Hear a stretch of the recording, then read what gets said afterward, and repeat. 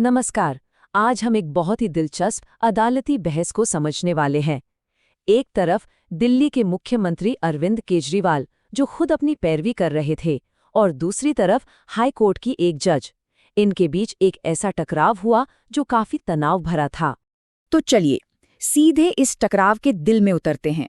और इसकी शुरुआत होती है जज के एक बयान से, जिसने आप कह सकते हैं पूरी बहस की दिशा ही तय कर दी।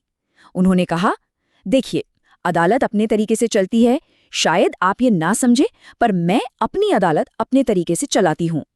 समझिए, ये कोई मामूली कानूनी बहस नहीं थी। ये एक आरोपी की जज से सीधी सीधी गुजारिश थी कि आप इस केस से हट जाइए। तो मामला आखिर है क्या? देखिए, अरविंद केजरीवाल, जिन्हें एक निचली अदालत ने तो बरी कर दिया था, वो अब ये कह रहे हैं कि मुझे इस खास बेंच से इंसाफ मिलने की उम्मीद नहीं है, मुझे डर है। हाँ, तो सवाल उठता है कि ये डर, ये आशंका आई कहाँ से? इसकी जड़ आप कह सकते हैं उस बर्ताव में है जो हाईकोर्ट ने निचली अदालत के एक बहुत ही डिटेल्ड फैसले के साथ किया था। अब जरा इस फर्क को देखिए, ये बहुत बहुत जबरदस्त है। और केजरीवाल के डर की असली वजह भी यहीं छिपी है। सोचिए, एक तरफ है ट्रायल कोर्ट, यहाँ 3.5 महीने सुनवाई चली, 400 पन्नों के सबूतों को खंगाला गया, और फिर नतीजा आया बरी। और फिर दूसरी तरफ हाई कोर्ट, जहाँ सिर्फ 5 मिनट की सुनवाई हुई, वो भी एक तरफा, मतलब दूसरा पक्ष था ही नहीं। और निचली अदालत के फैसले को पहली नजर में ही गलत बता दिया गया, प्राइमा फेशिया एरोनियस। और इस शुरुआती ऑर्डर का असर वो कितना गहरा था, ये खुद केजरीवाल के शब्दों से पता चलता है। उन्होंने कहा, जब 9 मार्च का ऑर्डर आया ना, तो मेरा दिल ही बैठ गया। मैं सच में हैरान था, और मेरे मन में ये डर घर करने लगा कि क्या ये अदालत मेरे साथ पक्षपात कर रही है। तो ये जो शुरुआती झटका था ना, बात बस यही नहीं रुकी। इसके बाद केजरीवाल ने इस डर को एक कदम आगे बढ़ाया।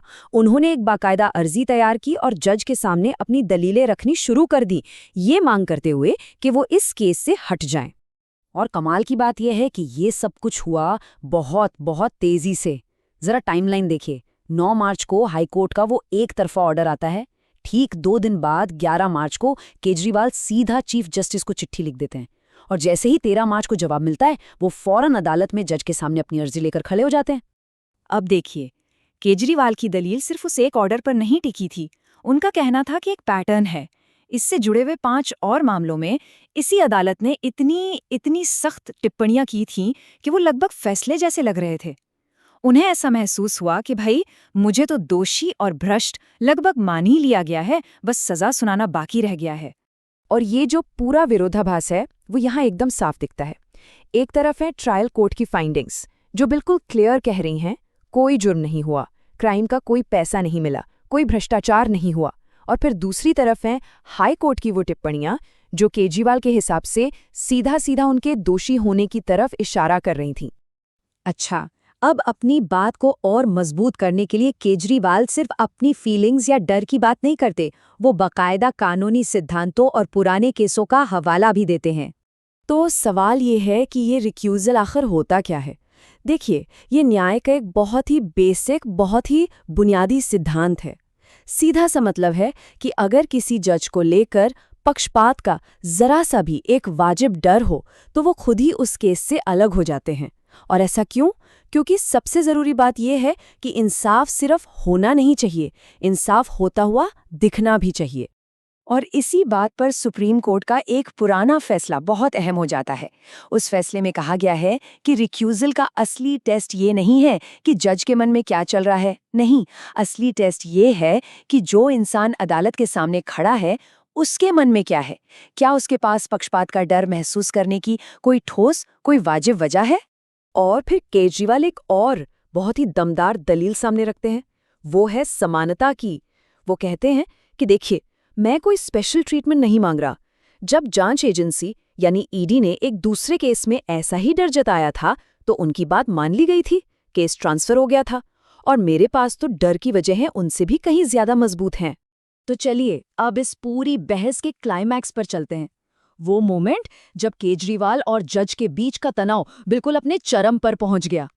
केजरीवाल सीधे जज से सवाल करते हैं, जब इतनी सख्त टिप्पणियां पहले ही की जा चुकी हैं, तो क्या इस अदालत के लिए अब निष्पक्ष रहना मुमकिन होगा? आप सोचिए, ये एक ऐसा सवाल था जो सीधा सीधा जज की निष्पक्षता पर ही उंगली उठा रहा था। और जज का जवाब वो भी उतना ही तेज और बिल्कुल साफ था, सिर्फ एक लाइन में, ये फैसला मुझे करना है। बस इस एक लाइन से उन्होंने अदालत पर अपना पूरा कंट्रोल फिर से दिखा दिया। और देखिए, पूरी सुनवाई के दौरान जज ने कंट्रोल अपने हाथ में ही रखा। वो बार बार केजरीवाल को याद दिलाती रही, मैं आज सिर्फ और सिर्फ रिक्यूजल की अर्जी पर सुनवाई कर रही हूँ। मतलब वो लगातार कोशिश कर रही थी कि बहस सिर्फ इसी एक कानूनी मुद्दे पर ही टिकी रहे, भटके नहीं। लेकिन इसका ये मतलब भी नहीं है कि वो सुन नहीं रही थीं, बल्कि उन्होंने केजरीवाल की पूरी लंबी दलील का सार निकालते हुए कहा, मैंने आपकी आशंका के 3 पॉइंट्स नोट किए हैं। आपका कहना यह है कि जब मेरा माइंडसेट ही ऐसा बन चुका है तो आप भला मुझसे न्याय की उम्मीद कैसे कर सकते हैं। तो मतलब वो समझ रही थी कि दलील का निचोड़ क्या है। और आखिर में ये पूरा वाकया हमें हमारी न्याय व्यवस्था के एक बहुत ही बुनियादी सवाल के सामने लाकर खड़ा कर देता है।